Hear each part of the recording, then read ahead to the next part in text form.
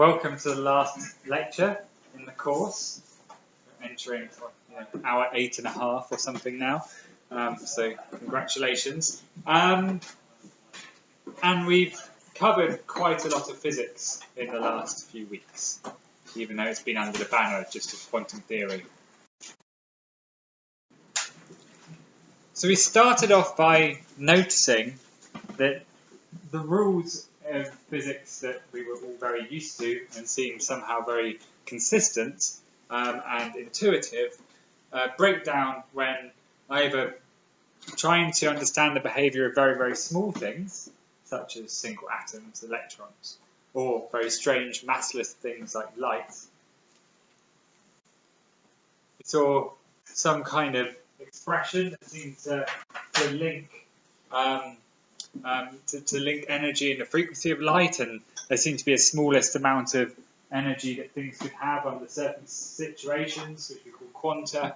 We see things like that if you heat up atoms, then they give out light, but light at very distinct frequencies and energies and nothing in between.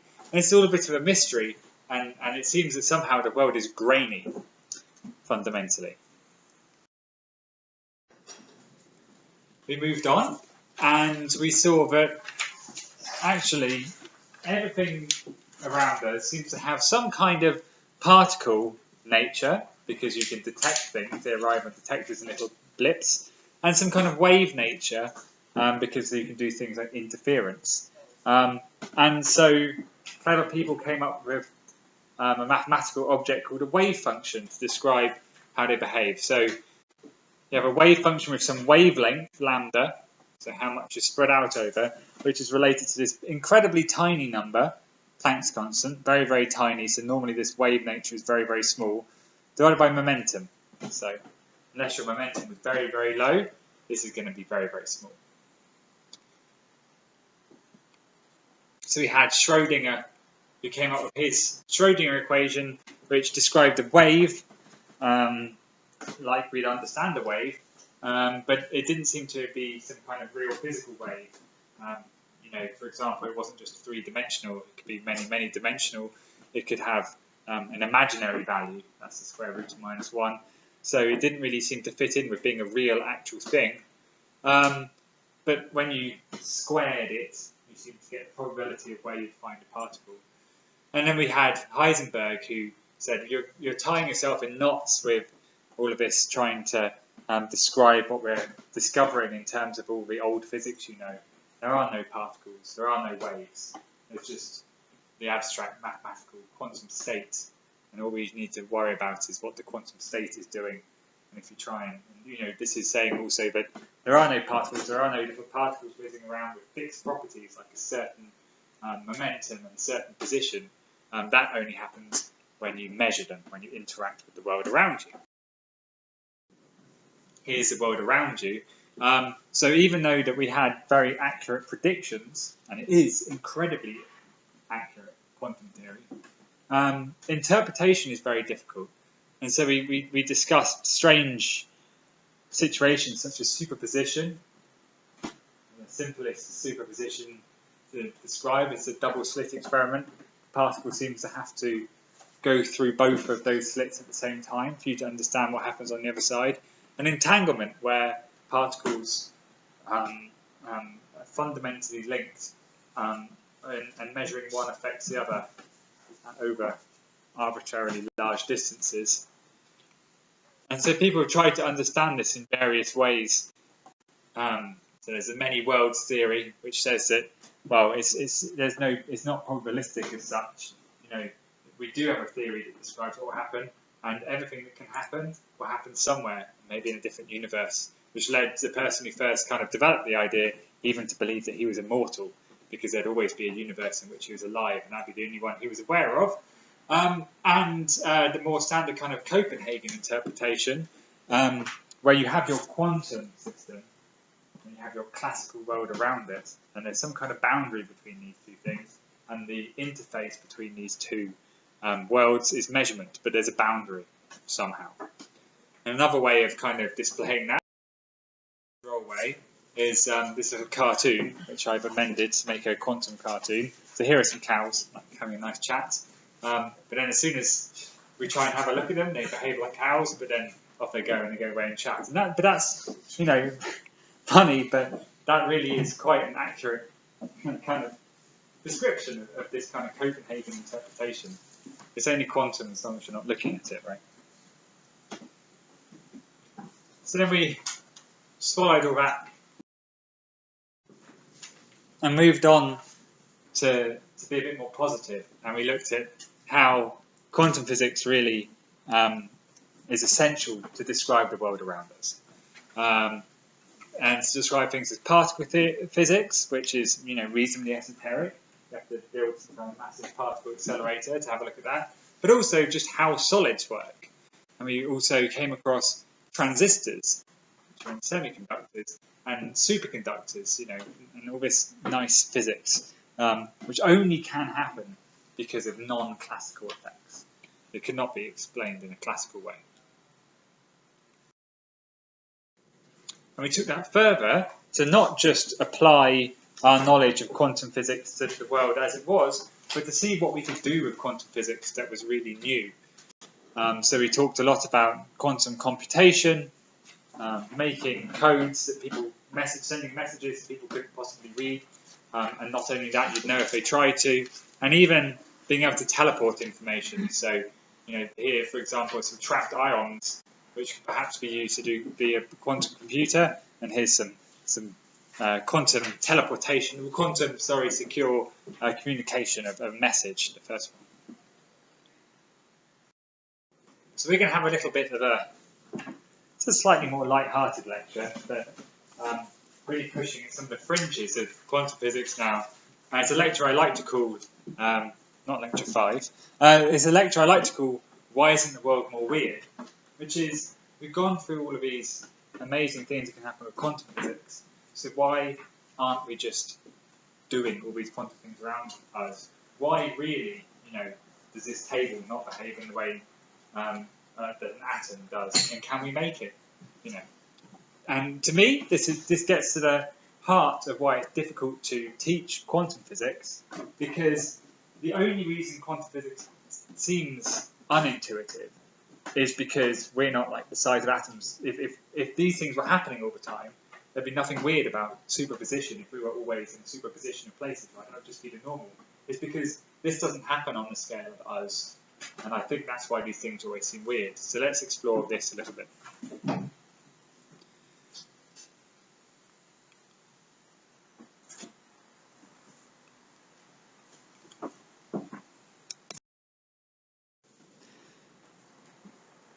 So, as I said, we're going to think about why don't the objects behave in a quantum way? Can we make them? And I'll finish off on what's a rather hot topic at the moment, which is actually, do quantum effects even have a role in biology in the way that life operates?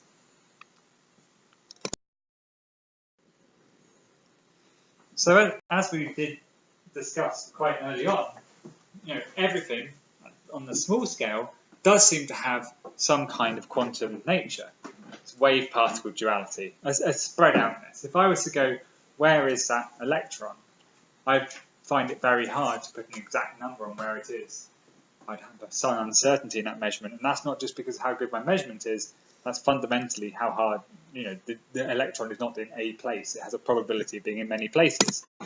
And so this is the easy equation we've already seen today that describes this in a nice way. So this is the size of the wave nature, which is named after the person who came up with the idea, Louis de Broglie. It's called the de Broglie wavelength. It's equal to the tiny number divided by momentum. And just for convenience, we can think of it as kind of the size of the quantum, right? So, well, we will do. And so this can go some way to explaining some of the physics around us. So if I'm thinking about an electron that's bound to an atom or a molecule, or even moving around in a solid, so there it is whizzing around an atom, then I can calculate what its de Broglie wavelength is. And its de Broglie wavelength is about 5 angstroms, 5 times 10 to the minus 10 meters, which just so happens to be about the size of an atom. So the quantum size of an electron, the size of its quantumness, is comparable to matter that it's interacting with. Okay? So as far as atoms, molecules, and solids are concerned, electrons are really quantum. And so that's why we can do things like electron diffraction. Right? If you fire an electron through a solid and you get diffraction, you get the electron taking multiple paths through the solid at the same time, you get interference and diffraction. Okay? However, if we think about a molecule just at room temperature, so here is a box full of gas molecules whizzing around. And, we ask ourselves, well, what role does quantum mechanics have in this? So, in this case, the Broglie wavelength of a molecule that's kind of room temperature is about 0.1 angstroms, 1 times 10 to the minus 11 meters. And the average molecular spacing just in room temperature gas is a nanometer. It's a couple of orders of magnitude bigger than that. So as far as the next molecule is concerned, the other molecule is a billiard ball, right? It's a point-like particle. And in this case, thermodynamics works. The wave nature of the molecules plays no role in its dynamics in a room temperature gas, because even though it does have a quantum nature, this quantum nature takes place or applies over length scales that are too small to be important in this case. Which begs the question, well, how about us? Where am I? How certain can we say our position? That's me doing some horribly dangerous stuff with strontium as a PhD student, and quantum physics tells me that I am in a superposition of places. So if I was to draw a little graph to show you this, then this would be my position. There's a big peak somewhere, and this is the probability of finding me. So you're most likely to find me right in this position in the middle, but there is some possibility to find me spread out a little bit. Okay. So if I was to think about, well, what is my de Broglie wavelength? So the de Broglie wavelength in this case would be the width of this peak. What is my de Broglie wavelength? Well, it's related to my momentum. Okay, the de Broglie wavelength is the Planck's constant divided by my momentum. So let's just say I stroll at 1 meter a second, off I go. And the uncertainty in where you'd find me, if you measured where I was over and over and over again, is this outrageously tiny number, 10 to the minus 33 meters. Let me give you an indication of how completely nonsensically tiny that number is. If you were to scale everything up and I was to be the size of the entire universe, okay, then the uncertainty in my position is still only about the size of one atom, okay? With me, a big massive object at room temperature, moving along slowly, my de Broglie wavelength for something of this mass is just negligible. So you're never going to, I'm afraid, be able to fire me at a double slit and have anything other than 2 scoops of goo come out the other side, right? Maybe. Actually, I don't think in this talk I do actually discuss trying to quantum cool people, but we can maybe discuss that at the end.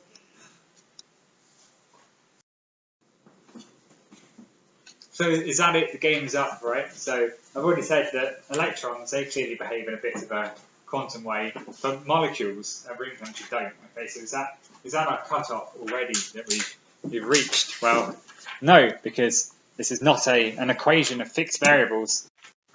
P, the momentum, is something we can vary. And so if we lower the momentum, then we increase the wavelength. Okay? I'll show you what I mean. So say these were atoms. This is a hot atom, and I was to plot a graph that says, where am I going to find this atom?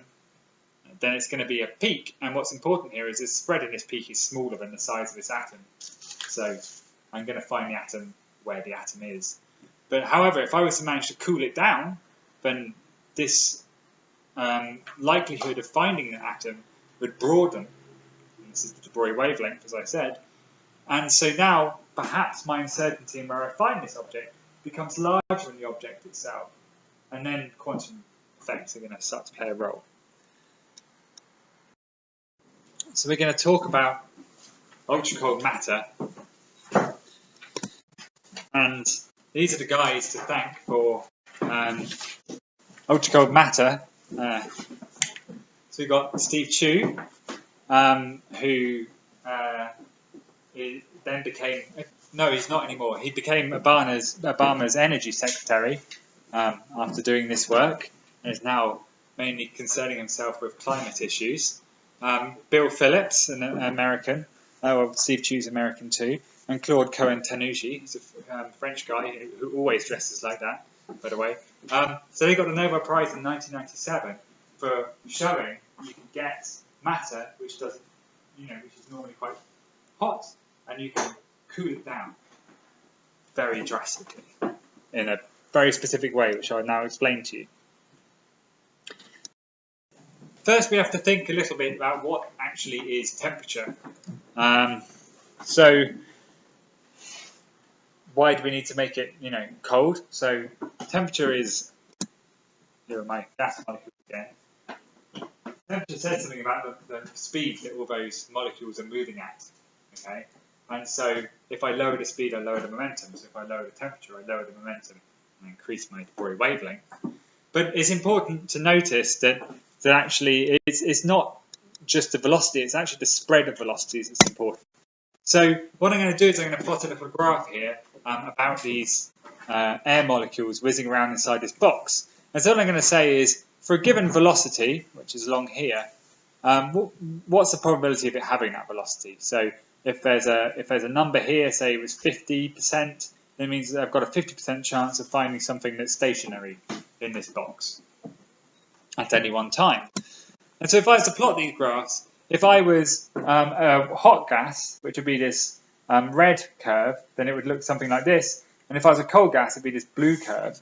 And so what you see is that this width is different. And so it's this spread in velocities is what temperature is.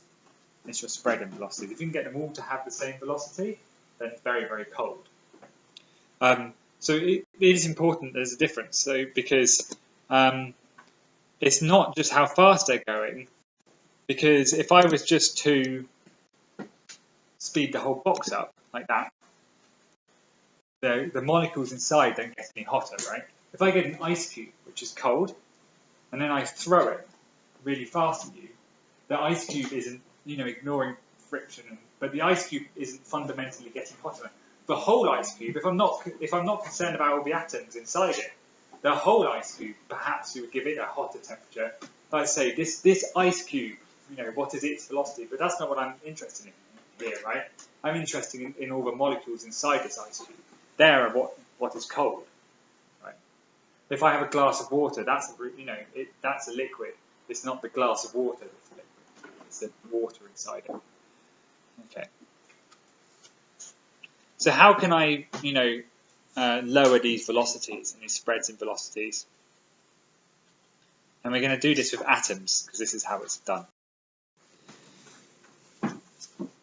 So we started quite early discussing this, that quantum physics tells us that electrons in atoms can't just have any old energy. So you've got an electron somehow bound to an atom through the charge.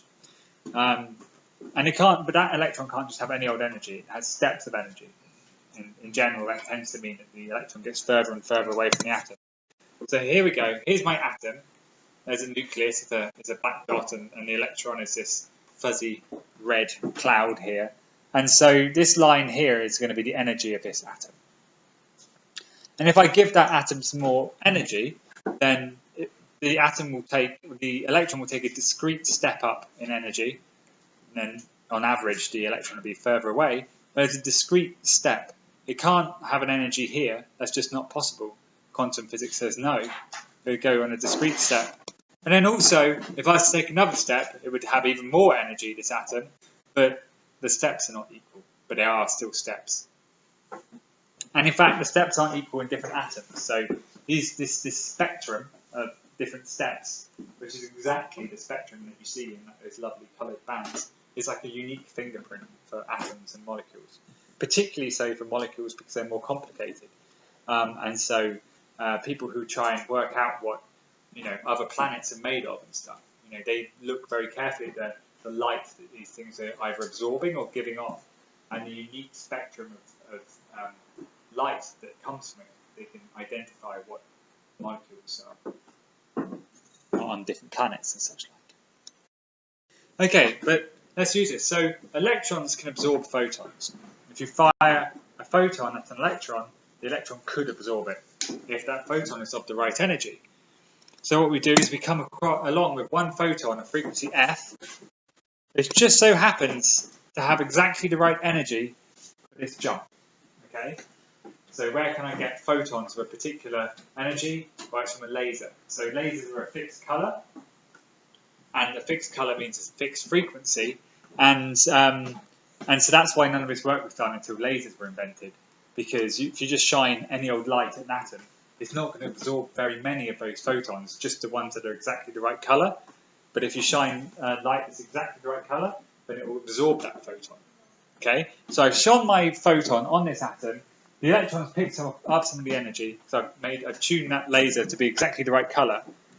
But that photon had some momentum, as we also discussed earlier on, and so that atom then picked up that momentum kick from absorbing the photon. So the atom gets a kick in momentum. That's the size and momentum it gets, where c is the speed of light. And then after some time, the electron naturally radiates that photon away and drops back down to the lower level, spontaneously falls down, and then gives out another photon of the same colour it's absorbed. But what's really important here is that I shone light in this way, so that the atom got kicked in this direction.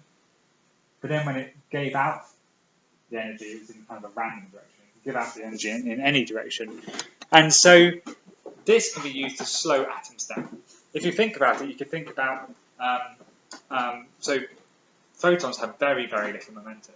But say there was a bus coming towards you, and you throw a tennis ball at that bus, right? It's not going to slow down very much. But if you have some kind of device for firing endless numbers of tennis balls at this bus, the bus is eventually going to slow down. And a laser is a very bright light, so lots and lots of photons, just the right colour. So if you have atoms coming towards you and you fire a laser beam at them, then they slow down. And so you can take this even further. So this is going to be my graphic representation of what is often called the workhorse of experimental quantum physics, the magneto-optical trap. So here what's going to happen is we're going to have an atom whizzing around, and we're going to not just shine a laser beam at it, we're going to fire laser beams in 6 directions, like this, right? Like the faces of a cube. So laser beams in from all directions. Okay, so any way it goes, it's going to absorb some light. So here comes our atom. It absorbs a photon from that beam, gets kicked off, and then spontaneously emits in a random direction. And it can do this over and over and over again, just keep on absorbing them. So there it goes, it keeps on getting kicked to some point. And this is called, amusingly, an optical molasses. So molasses being American word for treacle, because the light is like thick and viscous to these atoms. So if you fire atoms into this, they all slow down, and their spreading velocity reduces, and you get very, very cold. So that's the optical trap bit. But actually that's not a trap, it's just like a sticky patch. And if you, for reasons I won't go into, if you put a magnetic field on as well, then you can locate the atoms in the middle of the thing and make a true trap and hold these atoms in the middle. And it's not just one atom, you can have whole clouds of atoms. So say you have a metal like rubidium, which is a particularly common one. So rubidium just so happens that if you have it at room temperature, it's actually giving off a fair amount of gaseous rubidium. Okay, so little rubidium atoms are flying around. You stick that under one of these, and you end up with a blob of rubidium cold. It's amazing. It's absolutely amazing. And it's been done with so many atoms now. And so, and they're only limited by the fact they're still spitting out these spontaneously emitted photons. So that limits the ultimate temperature where you can reach. Lovely picture from my PhD. How does it look from a different distance? Does it look good? Yeah. Or is it really blurry? It's not too bad. This was taken with a really cheap webcam as well. So I was very lucky to use a particularly exotic atom, strontium, because sadly the light you need to cool down these atoms tends to be like in the infrared or very, very dark red, so you can't really see them. Whereas strontium just so happens to get laser cooled by blue light, which is incredibly expensive to make. But nonetheless, so this here is a cloud of about 1 million atoms of strontium being trapped by laser beams, and they're at about 1,000th of a degree above absolute zero there. So space is about 3 whole degrees above absolute zero. So 1,000th of a degree above absolute zero. These are actually magnetic field coils here and here. And so it has to be done in a vacuum because collisions with air molecules would just smash through these cold atoms. So the vacuums that are used are almost as empty as space. They're many, many thousands of times colder than space.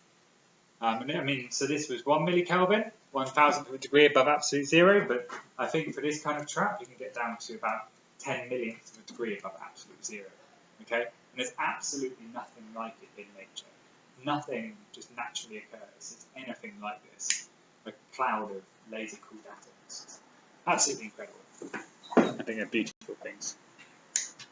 You just stick your head, look through your window, and then. So, but anyway, so pretty much every university has one of these things. And why?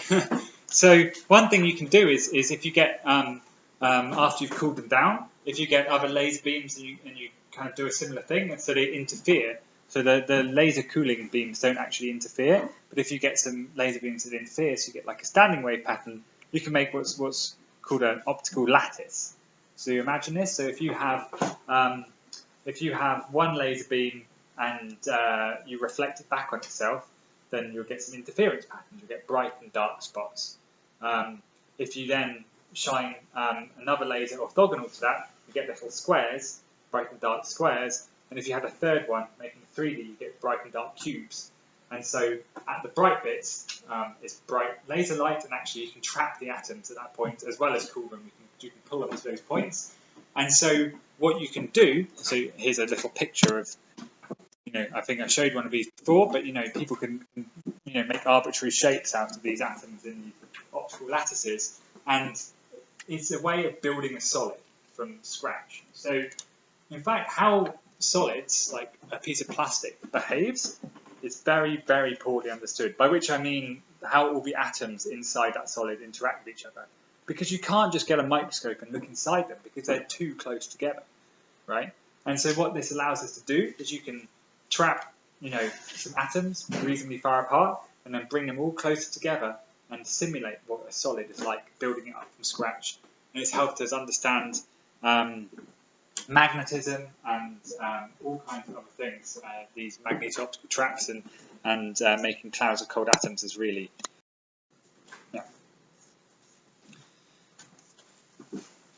To do that, we have to go a little bit further and make something called a Bose-Einstein condensate. So let me try and describe what we've got here. So here I have I'm going to call them hot now. So these are my magneto-optically cooled, amazingly cold atoms, which are still not at absolute zero. They're still moving around a bit. And what I do is, do you remember very early on, at the end of the lectures, I talked about particle in a box. So if you confine a particle inside a box, so it can't get past the walls, a quantum particle, then the energies it can have, the speeds it can have inside that box are discrete in steps. So what we can do is we can get this cloud of cold atoms, and then we can shine a really strong laser beam on it, which acts like a trap, and it can't get away from that laser beam. So that laser beam is like a box. And so if you do that, then you get a well that the atoms roll into, which is caused by this laser beam. And these atoms cannot just have any old energy in this well. These are these discrete energies that they can have. Okay? But these atoms are still kind of hot, so they're all moving around different energy levels in here, as they're all just moving around naturally. So they have a whole spread of energy, the spread of velocities in this trap. And so then, there are many ways you can cool them down. So I won't go into how you cool them down further, But one way is called evaporative cooling, which is just you open that box a little bit and the hottest ones fly away, leaving the coldest ones, so the whole gas gets colder. But there are other ways you can do it too. So you cool them down a little bit, and so then they're moving around a bit less, and they're concentrated lower in energy. Okay, so this is lower in energy. They're not actually dropping to the bottom of something. And as they get lower in energy and lower in momentum, the Broglie wavelength starts to increase. And I'm talking about bosons here as well, not fermions. So I can actually cool them so far, but they all sit in the lowest energy of this trap. All of them, all at once, sit in the same energy state. And not only that, but the Broglie wavelength becomes big enough that it becomes bigger than the size of the cloud. So now you have all of these atoms, all in the same quantum state, completely indistinguishable. And not only that, but the likelihood of where you find one of those atoms is bigger than the whole collection. But the uncertainty is larger than the size of the whole collection of atoms. And so you can't tell any of the atoms from each other. And this now behaves as one quantum object. So this was done, and also got a Nobel Prize, but this was done by Eric Cornell and Carl Wyman in 1995. I don't believe that, because done in 1995. I got confused with the laser cooling Nobel Prize in 1997, but that tends to happen a little while after you've done it, doesn't it? And they can reach truly tiny temperatures, 500 picokelvin. Really, really very close to absolute zero now. And they can be, these clouds can be quite big. They can be millimeter size. So they're not absolute zero. If they were, all of the atoms would be in the same quantum state, and that's not actually possible to achieve. But they're nearly all in there. And you can do all kinds of things with it. So they're used for understanding truly quantum systems like superfluids, and understanding how lots of quantum particles will interact with each other, because we're so good at controlling these atoms that we can really look at what they're doing. And also they're very, very sensitive to any perturbation, so they're good for ultra precise measurements. But here's an example of something you can do with them, just to show. So what happened in this particular experiment is they created one of these Bose-Einstein condensates, so a big cloud of atoms. They split it in two, and then they let it recombine. And as it goes back into each other, this is clouds of millions of atoms, right? You get interference fringes of the matter, right? You've got clouds of atoms, actual solid atoms, like this. You kind of go blob like that, and squish them back together, and the actual atoms interfere with each other. So you get light and dark fringes of where the atoms actually are. So you can't get atoms in this light fringe because they've quantum interfered. You can't get them there anymore. And this is clouds of millions of atoms.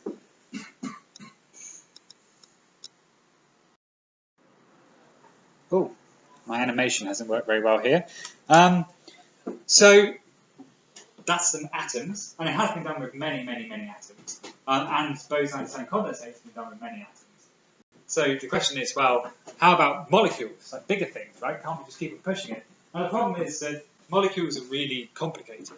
And so what often happens is if you shine some light on a molecule and it absorbs that light, the electron, after it decides to get rid of that energy, doesn't go back to the same place. It goes off on some kind of crazy energy path. So maybe what happens is you shine the light in and the electron gets some energy, but instead of then the electron just losing its energy, the energy is transferred into a vibration of the molecule instead.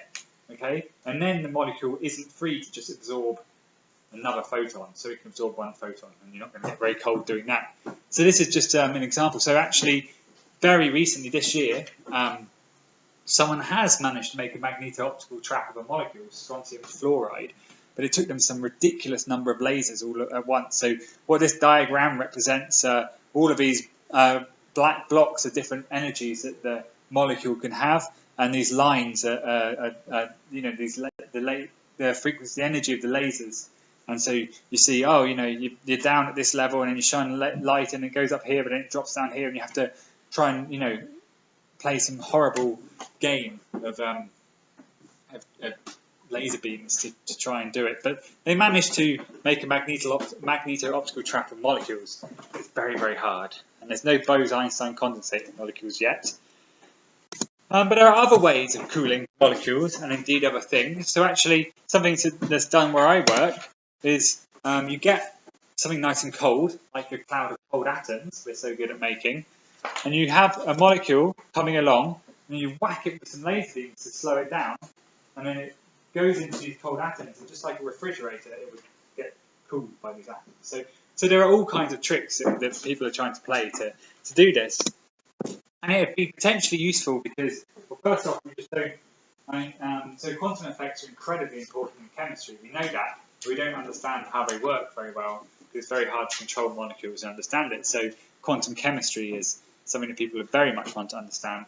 But also, we were talking about quantum computing a lot. Molecules would be very good for quantum computing in some ways because they tend to have much larger interactions than atoms because they're bigger and more complicated. So you could do your computations, say, faster, or with less stringent requirements, perhaps. And also, we were talking about qubits, which is going from one energy level to another energy level, and also the possibility of having a superposition of those. Well, you don't have to stop at qubits.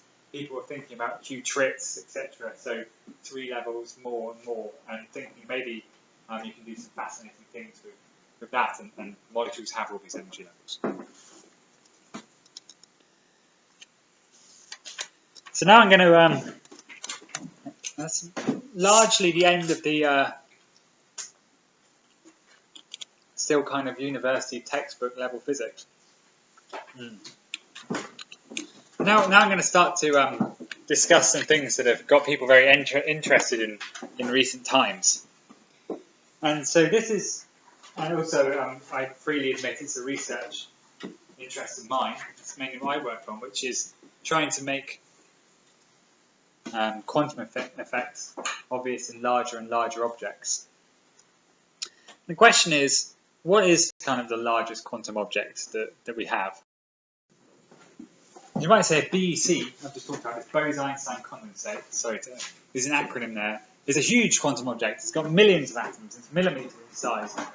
Yeah, it's also not very much like a normal object. So you've got this thing that's a millimeter in size, and it has to sit inside, a vacuum, etc. Now, if you had a block of wood that was a millimeter in size, it would have something like 10 to 26 atoms in it. Okay, and this is a million, right? So it's incredibly sparse. It's like this very, very wispy gas, much less dense gas than atmosphere. And actually, when you talk to the clever theorists, really, a BEC is not one big quantum object. It is a collection of indistinguishable quantum objects. You still describe everything a BEC does in terms of all of the atoms within it. You can't describe all of its behaviour by ignoring the fact it's made up of atoms and just say it's like one big quantum atom. That doesn't work. It's a collection of tiny quantum objects, but a very big collection of small quantum objects. Perhaps that's good enough. We also talked about squids, these superconducting quantum interference devices, where you get a device where you can have currents circulating in opposite directions around this ring in a superposition. Right, so that's your qubit. Electrons going one way and going the other way. And these squids, they contain 10 to the 14 electrons, okay, roughly. So that's a huge number of electrons that it seems are doing some kind of quantum thing, are going in 2 directions at the same time, right? Actually, again, when you really kind of go down and look at it, then you find out, well, how many electrons at any one time are actually doing this? It's only about 1,000 of them at most. Most of the other electrons are just there. They're not really moving much. And also, there are experiments you can do, say, when you do diffraction. So if you were to get a single atom, let's start with a single photon. If you were to get a single photon and you shine it at a piece of glass, which gives it a 50-50 chance of being reflected in 2 directions, and then you recombine it later on, then you'll get interference, right? Because you would get interference. And this can be done with atoms, and something that people have got particularly good at doing it with is neutrons. Neutrons happen to scatter from, I think, silicon in that particular way. It's got like this 50% chance. So people can do matter wave interferometry with neutrons, where you fire a neutron and you experiment, it whizzes off, and then you reflect it back onto itself, and you get an interference pattern. And this has been done where the superposition is spread over, say, like 20 centimeters, right? You could fit your fist in the middle of that superposition. So there is one neutron going both this way around your hand and this way around your hand, right? So that's one neutron, only one, but its quantum spread is like 20 centimeters, right? Which is huge. And you could put like a hamster in the middle of that or something. So we really have to ask ourselves, well, what is a big quantum object? What do we care about here?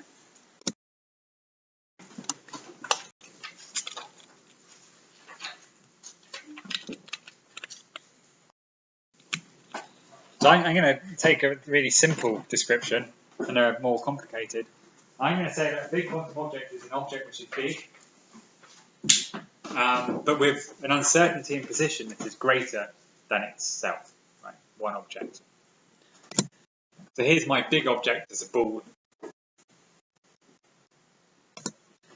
and I want to have an uncertainty in where I'm going to find this object to be bigger than its size was before. And one way in which you can do this is you can do the double slit experiment. It lets me.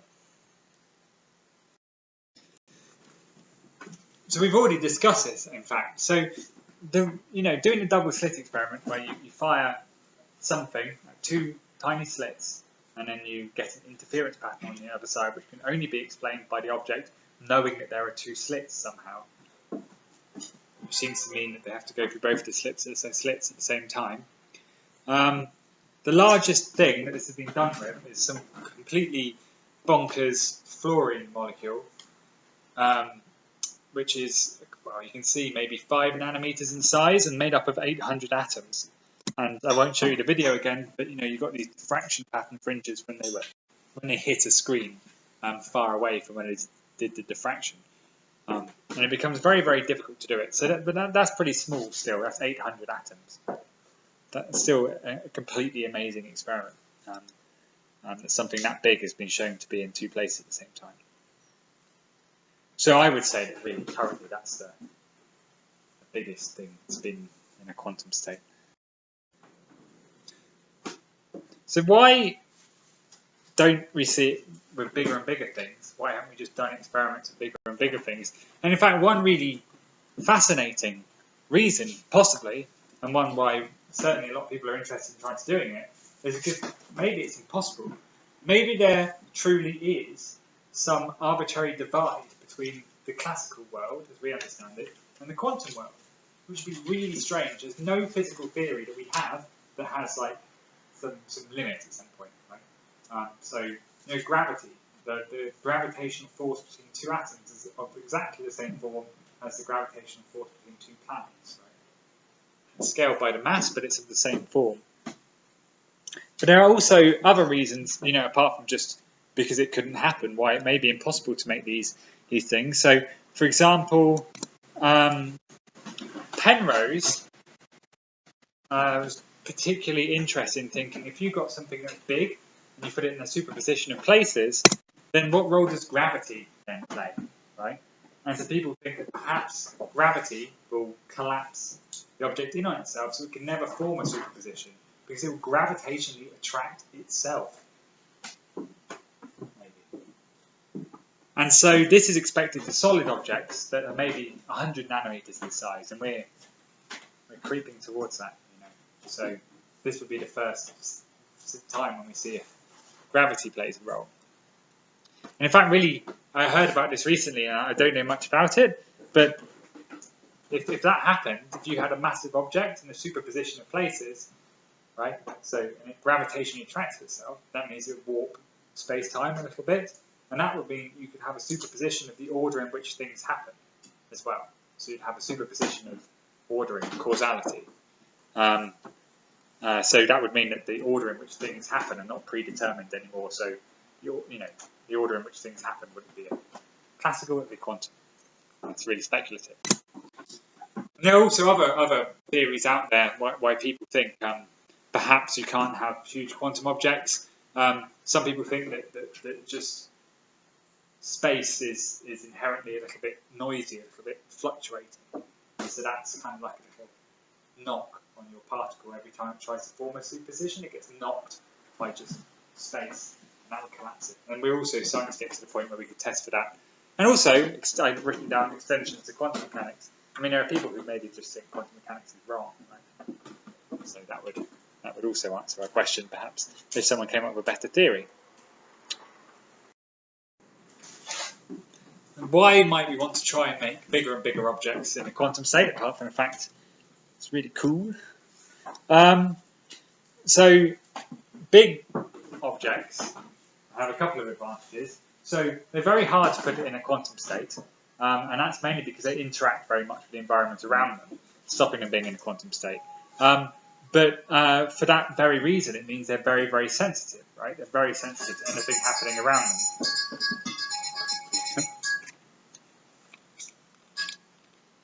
1 in 6 weeks isn't bad. It's not very good. But also, because they're so big, it's really, really easy to observe what they're doing. And it's really difficult if you've trapped a single atom, which you can do, to then measure what it's doing, okay? Which you can do, but it's very difficult. If you somehow trapped a sphere which was 100 nanometers in size, I mean, you could just watch what that's doing. Brilliant. And so there's already experiments that are really getting right down close to the quantum limit. So this particular one here, I'm trying to explain this one. So this very thin wire is actually an optical fibre, a very thin optical fibre. So you can send light down there. And this disc is this. And the light can leave this optical fibre and enter this disc and then circulate around it. Turns out that makes the frequency at which that happens is incredibly sensitive to any vibrations, accelerations, perturbations, temperature changes of this disk. And so you can use objects like this to do incredibly sensitive measurements, and the measurements are approaching being so well controlled that they're on the quantum level. And also, subject dear to my heart, this is a sphere of glass, and if you were able to have a sphere of glass that was, say, 10 nanometers in size, that was in a quantum state, so its position was described by quantum physics, you could trap it on a laser beam, move it very close to the surface of something, and I think that would give you like 1 million times better sensitivity than the best force detector we've ever built so far. There we go, greater than 1 million times enhanced sensing, that would. And so I believe, in fact, the kind of system you see on the left already can detect if you add only 50 hydrogen atoms to it. So it's that sensitive a mass sensor. So if its mass changes, its optical properties change, and it's got a resolution of 50 atoms, of the lightest atoms, 50 hydrogen atoms, right? So that's a pretty impressive scale. So these kind of quantum objects on a large scale, these big systems are very interesting for technology. And also, because they're so big, they tend to interact with things very easily. So, lots of spheres of glass, you can easily transfer signals from one to the other. So they'd be very good for transferring quantum states. And so that would be maybe interesting for quantum computing. They also tend to, if you do put them in a quantum state, that state can actually live for a surprisingly long time. So you could use it kind of to store some information for a little time as part of your quantum network. And this is a question which I've heard bandied around a few times, and no one really knows what happens. So people are very interested in doing quantum computing, right, where you build some kind of quantum processor out of lots and lots of quantum objects. But what people have only just started to think about, instead of building a microchip out of quantum objects, what if you build a quantum microchip? What if that whole microchip is in a quantum state? What does that mean? It might mean absolutely nothing, but I doubt that because Rayleigh did it. To get bigger and bigger objects down to a quantum state, and so one kind of flippant thing you could say, well, how about if you just put it in a fridge and you make that fridge really good, right? That's going to get that your big chunk of whatever really, really cold. It works actually. So this was the first experiment to do this in Santa Barbara in 2010. So this is a little cantilever, we'd call it. It's like a springboard, of silicon or something, and you can see the size. It's pretty big, made out of billions of atoms, billions of atoms, and it's vibrating because it's a little cantilever, like a tuning fork, right? It just naturally vibrates, and when something vibrates, it has a whole spectrum of energies it's vibrating at. And so what they did is they just put it in a fridge that was good enough to get down to the lowest vibrational energy of this thing. So they're able to cool down something. I think it's maybe 5 millikelvin or something fridge, maybe 50 millikelvin fridge. And they put this object in a quantum state. Right? This huge, massive object was in a quantum state. So it was in one energy level alone. And there was a discrete step until it got to its next energy level. Now the problem is that although that's amazing, you couldn't do anything quantum with it because it's so delicate. It needed one quanta of heat. Heat is also quantized to destroy the quantum state. So they never saw it do anything quantum. They could just show that it had been in a quantum state, but they couldn't do anything quantum with it because it stayed in that quantum state for such ridiculously short periods of time. They were never actually able to use it for quantum physics. And the reason is, decoherence, I've mentioned before, this thing is just so inherently stuck to its surroundings, right? It's so hard to isolate things from their surroundings. However, so the environment destroyed that quantum state. However, there is a way of isolating your object from its surroundings, which is why we have this lovely box with us, and that is to levitate your object in a vacuum, which is the kind of thing I do.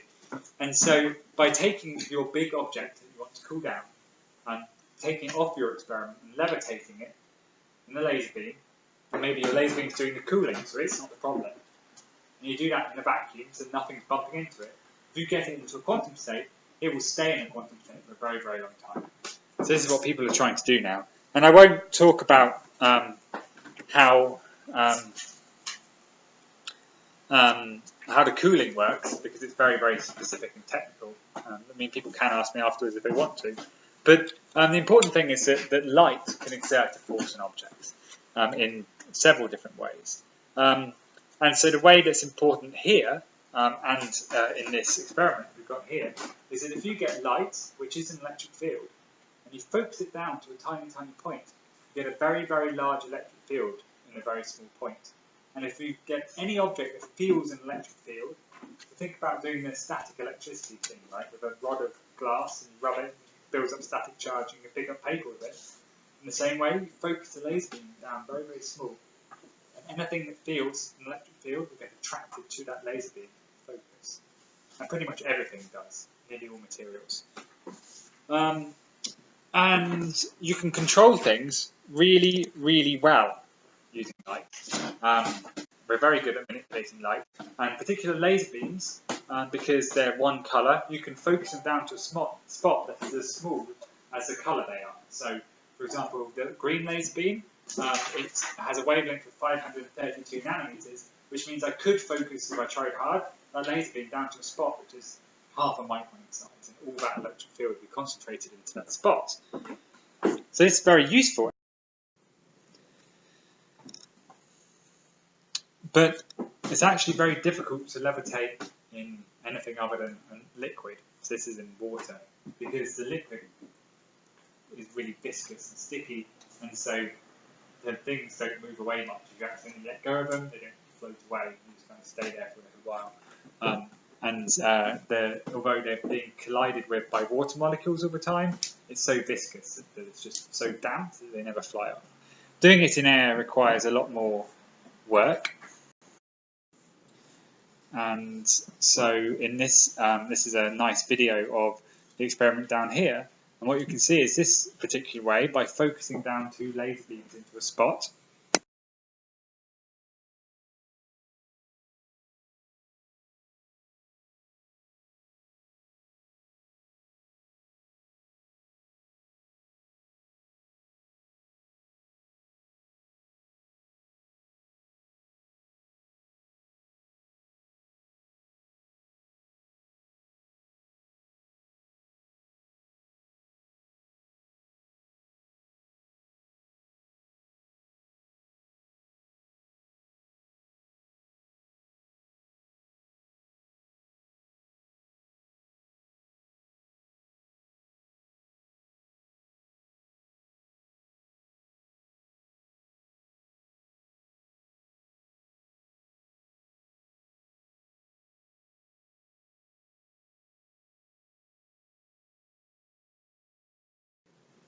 oh, come on. Well, we'll see it in real life. I'll finish it so that we get the recording and we can go back to it. But you can trap things using laser beams. And if you can levitate them and you can get them into a quantum state, you can detect that quantum state from interaction with the environment. And so now we're kind of looking at being able to get objects kind of that are pretty big.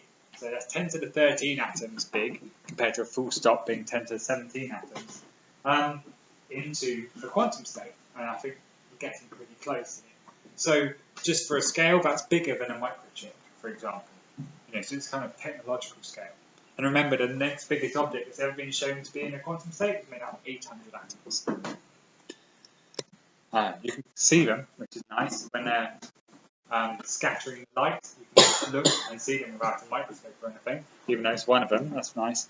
And another thing that people are really interested in is you can cool them down and trap them, and then you can let them go. So if you get them into a quantum state, cool them down, then you can let it just turn everything off. It would drop, and its quantum state would just naturally evolve. And so then you would, if you had a detector far below, once it was in a quantum state, no longer would that object arrive in the same place every time. It would arrive in a spread of places.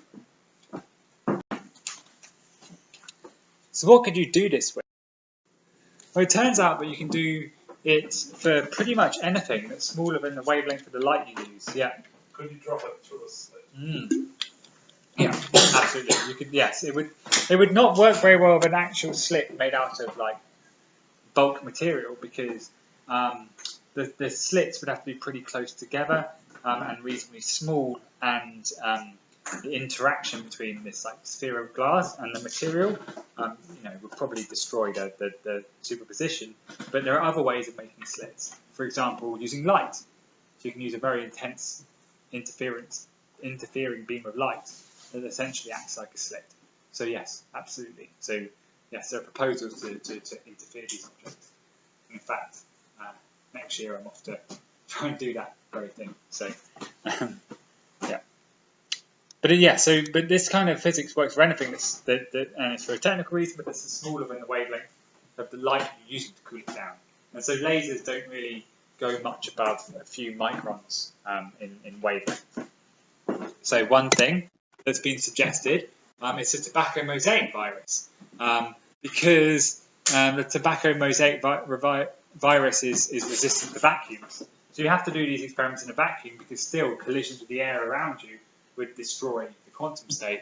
And it just so happens this particular virus, you can put it in a vacuum and it doesn't denature.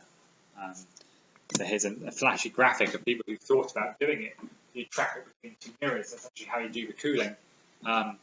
And maybe you get something that's alive into a quantum state. It depends on your definition of life there. But then the best of the lot, and the thing worth waiting 6 weeks for, is my very good friend, the tardigrade, or water bear, or moss piglet, depending what part of the world you're in. Tardigrades are the greatest thing in the entire universe. They've been found, so they can be quite small, 100 microns, but we're getting into that kind of technology to be able to get cool something that size. So They've been found everywhere. Tardigrades are everywhere. Okay, they've been found on top of the Himalayas, just like some snow just dancing around, and even like deep under the sea. Right, they're tardigrades. They're just everywhere. Right. I don't know how many tardigrades on average are on your hand at any one time, but probably some.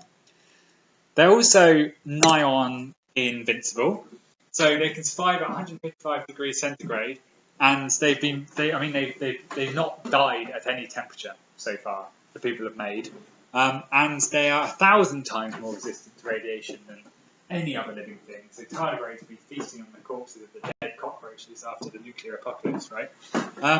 Tardigrades are nigh on invincible, and the greatest thing is that scientists realised this, they pushed it, and they were taken up on a space mission, right? And so what they did is they got two groups of tardigrades, and they just put them out, like, I don't know how they stopped them from floating away, but they put them out in space, right, out in the interstellar vacuum, okay? And half of these were shielded from the sun, which is basically ridiculous levels of radiation if you're in space. And the other half weren't shielded from the sun. Okay? So they bring them all back in after 10 days.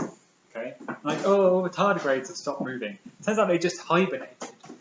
All of the ones that were that were protected from solar radiation, and I think half of the ones that were not protected from solar radiation survived, and nearly all of them started reproducing almost straight away. I think they can just convert all the liquids in their body into sugars, and then they don't freeze, and they're basically just completely invincible. But seriously, I'm certain that within the next couple of years, something that's hundreds of nanometers in size will have been cooled to the level at which it should be in a quantum state. Whether that will be possible or whether some other physics will destroy that, who knows? But that's something, and then it's just technology. So I believe it's only technology that's limiting the size of the quantum objects we can make. Now, some people have said to me, like, well, why would you bother doing it with it? Is it just because you get some really fancy publication and you get on the BBC or whatever, right? This experiment. And apparently also the Russians are firing a canister of these at Mars or something. No, one of the moons of Mars to see if they colonise it. Okay. I don't know if that's a wise idea, but they're doing it. So picture this experiment, right? Okay. I managed to laser cool a tardigrade, and I managed to get it to be in a superposition of places. Okay. Right. And then I also managed to laser cool something that's tardigrade shaped but isn't alive, which is like a stick or something, right? And I put it in a superposition of two places, right? I'm pretty sure that some part of me would know if I was in a superposition of places, but strictly physics says I wouldn't, because me thinking should be orthogonal to where I am. Where I am doesn't really depend on that in a physical sense. I'm not talking about, of course, I can move myself, but I mean, if you put me out in space, whether I was happy or sad wouldn't affect where I am, right? But if I was to flail my arms, it would move me around a little bit, right? So that's not, me moving parts of my body is not orthogonal to where I am. But anyway, say you can't put a tardigrade into a superposition of places, but you could put something that's tardigrade shaped into a superposition of places. That would tell you that thinking breaks quantum physics. So you can. That means that something that's sentient can be in two places at the same time. So it's definitely an experiment I would want to do. No doubt about it. I wouldn't think twice. I'm going to whiz through this because I've lied to you and this lecture's gone on a little bit now. Quantum biology, I put this in just because it's a reasonably hot topic, but I am in no way an expert in quantum biology, but neither is anyone. And I want to put a big disclaimer on. There is no scientific consensus that there are any quantum mechanical effects obvious in biology, right? I mean, there's no consensus, but there are people who suggest that there might be. Okay, but I want you just to not go away saying quantum mechanics makes this happen. There's not community consensus on this yet. So obviously, biology wouldn't work if it wasn't for quantum physics. Because I've already told you that, like, you know, quantum physics makes atoms work and determines the absorption of light and everything like this. So of course, without quantum physics, there wouldn't be biology. But that's not really what I mean. I mean, you know, and I don't think that's what you would want to know when thinking about if quantum physics plays a role in biology. What you want to think of is there anything non-trivial, like superposition or entanglement, going on inside biological processes.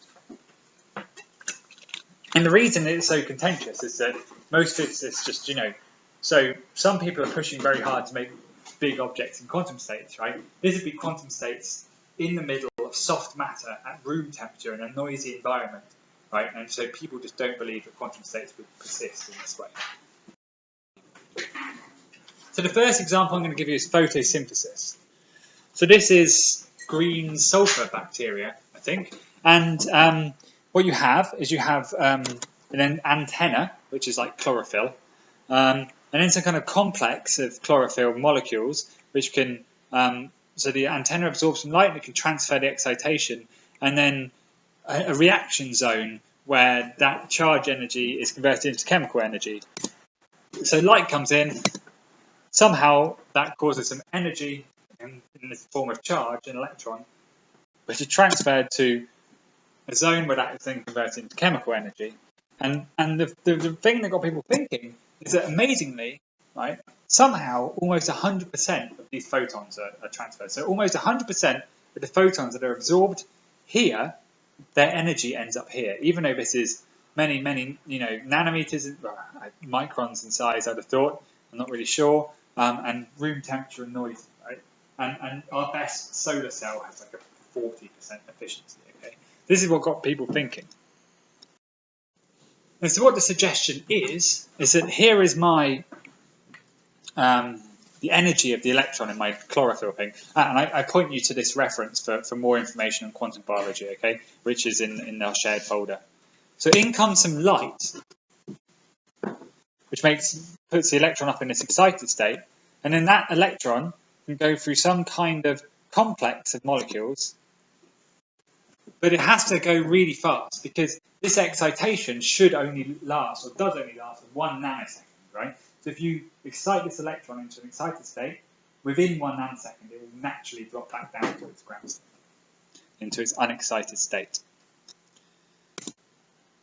So the suggestion is that it gets from here to here, where it then reacts, by what we call coherent transfer, which basically means all at once the electron is spread over this entire region.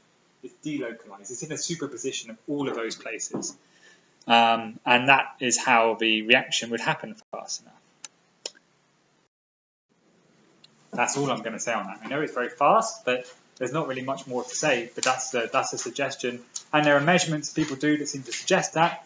Very hard measurements to make, and then there are measurements other people do that don't seem to suggest it. So then the other commonly cited quantum biological possible process is the phenomenon of magnetoreception, which is to do with the fact that many animals seem to naturally navigate using the Earth's magnetic field in a way that's not fully understood. So some animals do, though, have conventional magnetic materials like magnetites in their in glands and such like.